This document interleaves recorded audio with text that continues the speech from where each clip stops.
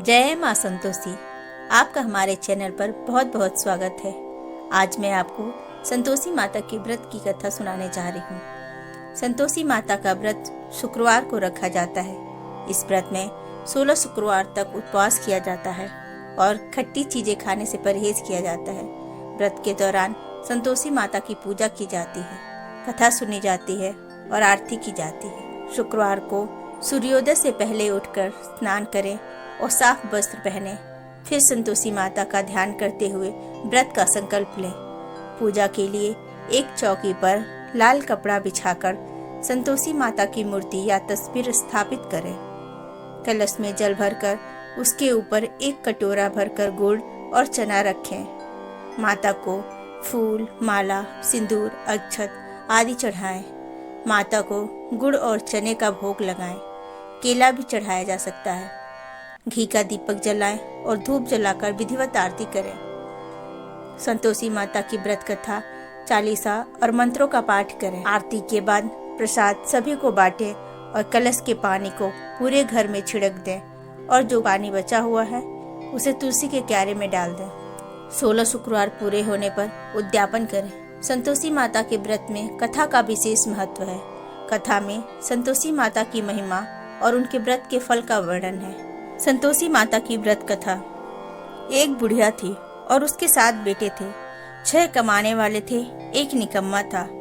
बुढ़िया 6 पुत्रों की रसोई बनाती, भोजन कराती और पीछे जो कुछ बचता उसे 7वें को दे देती थी। परंतु 7वां पुत्र बड़ा भोला भाला था, मन में विचार न करता। एक दिन वह अपनी बहू से बोला, देख मेरी माता का मुझ पर कितना प्रेम है। वह बोली, क्यों नहीं, सबका बचा हुआ जूठा तुमको खिलाती हैं। वह बोला, ऐसा नहीं हो सकता, मैं जब तक आंखों से न देखूं मान नहीं सकता। बहू ने हंसकर कहा, देख लोगे तब तो मानोगे। कुछ दिन बाद एक बड़ा त्योहार आया। घर में 7 प्रकार के भोजन और चूरमा के लड्डू बने। वह परीक्षा लेने के लिए सिर दर्द का बहाना कर पतला कपड़ा सिर पर ओढ़कर रसोई घर में सो गया और कपड़े में से सब देखता रहा। 6 भाई भोजन करने आए। उसने देखा माँ ने उनके लिए सुंदर सुंदर आसन बिछाए, 7 प्रकार की रसोई परोसी। वह आग्रह करके जिमाती रही। वह देखता रहा। 6 भाई जब भोजन कर उठे तब माँ ने जूठी थालियों में से लड्डुओं के टुकड़ों को उठाया और एक लड्डू बनाया। जूठन साफ कर बुढ़िया माँ ने पुकारा, उठ बेटा, 6 भाई भोजन कर गए, अब तू ही बाकी है, उठ भोजन कर ले। उसने कहा, माँ मुझे भोजन नहीं करना है, मैं परदेश जा रहा हूँ। माता ने कहा, कल जाना हो तो आज ही जा। वह बोला, हाँ हाँ आज ही जा रहा हूँ। यह कह वह घर से निकल गया। चलते समय बहू की याद आई। वह गौशाला में कंडे थाप रही थी। जाकर बोला, हम जावें परदेश को, आवेंगे कुछ काल, तुम रहियो संतोष से, धर्म आपनो पाल। तब वह बोली, जाओ पिया आनंद से, हमरो सोच हटाए, राम भरोसे हम रहें, ईश्वर तुम्हें सहाय। 2 निशानी आपनी, देख धरूं मैं धीर, सुध हमारी मत विसारियो, रखियो मन गंभीर। वह बोला, मेरे पास तो कुछ नहीं, यह अंगूठी है सो ले लो और अपनी कुछ निशानी मुझे दे दो। वह बोली, मेरे पास क्या है, यह गोबर भरा हाथ है। यह कहकर उसकी पीठ पर गोबर के हाथ की थाप मार दी और वह चल दिया। चलते चलते दूर देश में पहुंचा। वहां पर एक साहूकार की दुकान थी। वहां जाकर बोला, सेठ जी मुझे नौकरी पर रख लो। साहूकार को जरूरत थी। साहूकार ने कहा, काम देखकर दाम मिलेंगे। साहूकार की नौकरी मिली। वह सवेरे 7 बजे से 12 बजे रात्रि तक काम करने लगा। कुछ दिन में दुकान का लेन देन, हिसाब किताब, ग्राहकों को माल बेचना, सारा काम करने लगा। साहूकार के 7-8 नौकर थे। वे सब चक्कर खाने लगे। वह बहुत होशियार बन गया है। सेठ ने भी काम देखा और 3 महीने में ही उसे मुनाफे का साझेदार बना लिया। 12 वर्ष में वह नामी सेठ बन गया और मालिक सारा कारोबार उस पर छोड़कर बाहर चला गया। इधर बहू पर क्या बीती सो सुनो। सास ससुर उसे दुख देने लगे। सारी गृहस्थी का काम कराकर उसे लकड़ी लेने जंगल में भेजते। इस बीच घर की रोटियों के आटे में से जो भी भूसी निकलती उसकी रोटी बनाकर रख दी जाती और फूटे नारियल की नरीली में पानी। इस तरह दिन बीतते रहे। एक दिन वह लकड़ी लेने जा रही थी कि रास्ते में बहुत सी स्त्रियां संतोषी माता का व्रत करती दिखाई दी। वहां वह खड़ी होकर कहने लगी, बहनों, यह तुम किस देवता का व्रत करती हो और इसके करने से क्या पुण्य होता है? इस व्रत के करने की क्या विधि है? यदि तुम अपने इस व्रत का विधान मुझे समझा कर कहोगी तो मैं तुम्हारा बड़ा उपकार मानूंगी। तब उनमें से एक बोली, सुनो, यह संतोषी माता का व्रत है। इसके करने से निर्धनता, दरिद्रता का नाश होता है, लक्ष्मी आती है, मन की चिंताएं दूर होती हैं, घर में सुख होने से मन को प्रसन्नता और शांति मिलती है, निपुत्री को पुत्र मिलता है, पति बाहर गया हो तो शीघ्र आ जाता है, कुंवारी कन्या को मनपसंद वर मिलता है, राजद्वार में बहुत दिनों से मुकदमा चलता हो तो समाप्त हो जाता है, कलह क्लेश की निवृत्ति हो, सुख शांति हो, घर में धन जमा हो, पैसा जायदाद का लाभ होता है और मन में जो कुछ कामना हो सब इस संतोषी माता की कृपा से पूरी हो जाती है। इसमें संदेह नहीं है।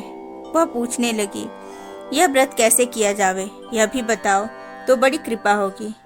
स्त्री कहने लगी, 1.25 रुपए का गुड़ चना लेना, इच्छा हो तो 5.25 रुपए का ले लेना या 10.25 रुपए का भी, सहूलियत के अनुसार लेना, बिना परेशानी, श्रद्धा और प्रेम से जितना भी बन सके सवाया लेना। 5.25 रुपए से 10.25 रुपए तथा इससे भी ज्यादा शक्ति और भक्ति के अनुसार गुड़ और चना ले। हर शुक्रवार को निराहार रह कथा कहना सुनना, इसके बीच क्रम टूटे नहीं, लगातार नियम पालन करना। सुनने वाला कोई न मिले तो घी का दीपक जलाकर उसके आगे जल के पात्र को रख कथा कहना। नियम न टूटे जब तक कार्य सिद्ध न हो।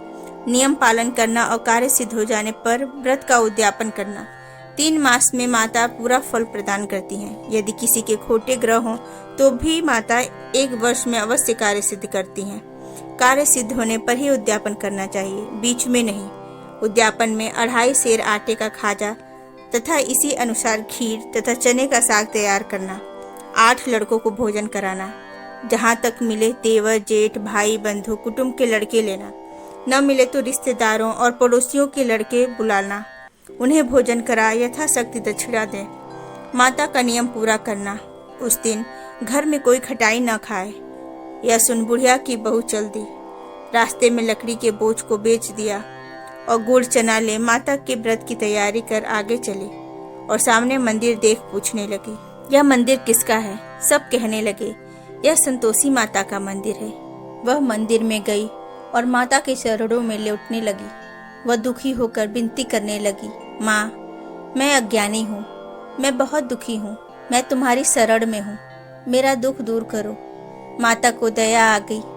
एक शुक्रवार को उसके पति का पत्र आया और अगले शुक्रवार को पति का भेजा हुआ धन मिला।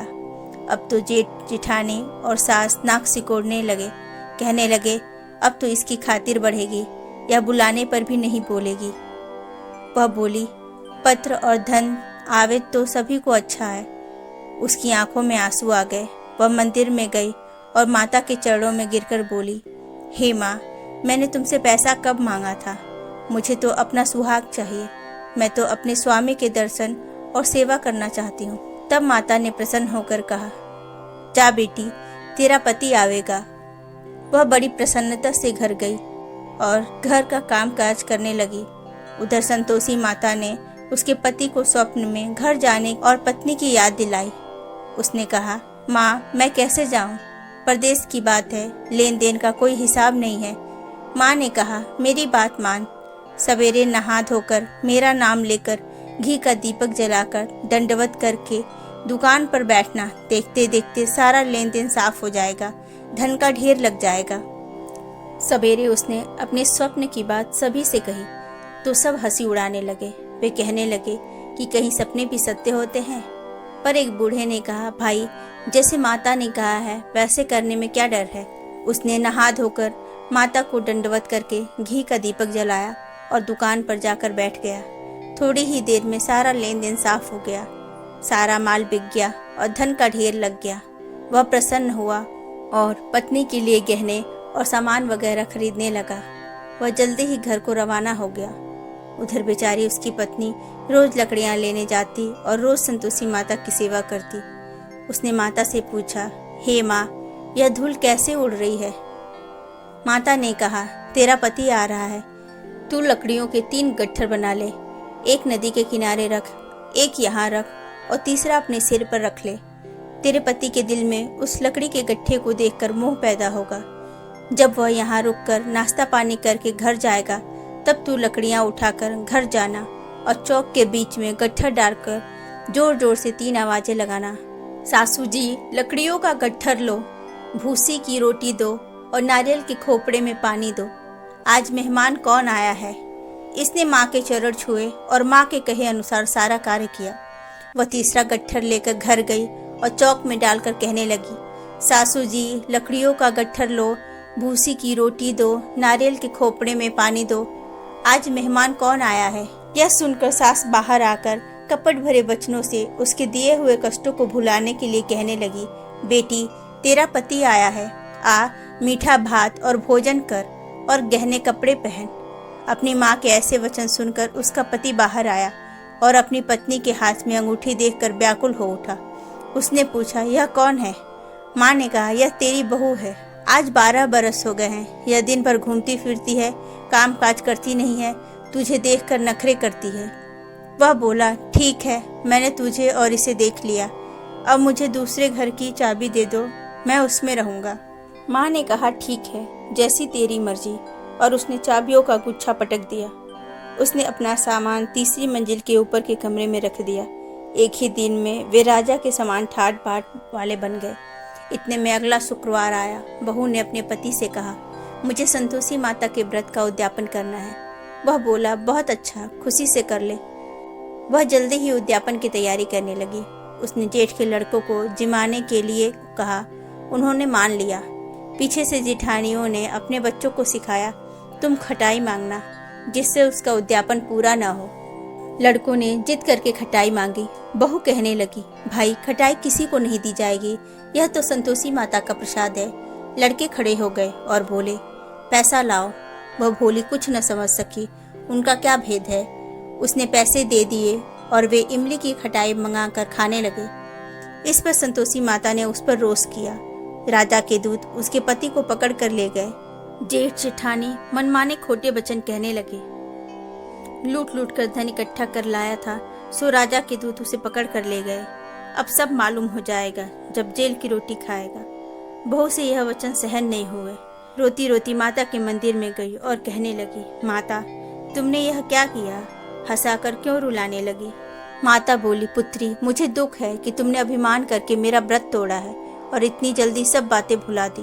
वह कहने लगी, माता, मेरा कोई अपराध नहीं है, मुझे तो लड़कों ने भूल में डाल दिया था, मैंने भूल से ही उन्हें पैसे दे दिए।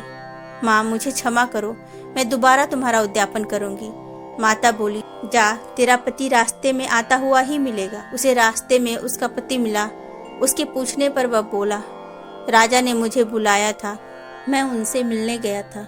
वे फिर घर चले गए। कुछ ही दिन बाद फिर शुक्रवार आया। वह दोबारा पति की आज्ञा से उद्यापन करने लगी। उसने फिर जेठ के लड़कों को बुलावा दिया। जेठानियों ने फिर वही बात सिखा दी। लड़के भोजन की बात पर फिर खटाई मांगने लगे। उसने कहा, खटाई कुछ भी नहीं मिलेगी, आना हो तो आओ। यह कहकर वह ब्राह्मणों के लड़कों को लाकर भोजन कराने लगी। यथाशक्ति उसने उन्हें दक्षिणा दी। संतोषी माता उस पर बड़ी प्रसन्न हुई। माता की कृपा से 9वें मास में उसके एक चंद्रमा के समान सुंदर पुत्र हुआ। अपने पुत्र को लेकर वह रोजाना मंदिर जाने लगी। एक दिन संतोषी माता ने सोचा कि यह रोज यहाँ आती है, आज मैं इसके घर चलूं, इसका संसार देखूं। यह सोचकर उसने एक भयानक रूप बनाया। गुड़ वचने से सना मुख, ऊपर को सूर के समान होठ, जिन पर मक्खियां भिनभिना रही थी। इसी सूरत में वह उसके घर गई। देहली में पांव रखते ही उसकी सास बोली, देखो कोई डाकी ना आ रही है, इसे भगाओ, नहीं तो किसी को खा जाएगी। लड़के भागकर खिड़की बंद करने लगे। 7वें लड़के की बहू खिड़की से देख रही थी। वह वहीं से चिल्लाने लगी, आज मेरी माता मेरे ही घर आई है। यह कहकर उसने बच्चे को दूध पीने से हटाया। इतने में सास बोली, पगली, किसे देखकर उतावली हुई है, बच्चे को पटक दिया है।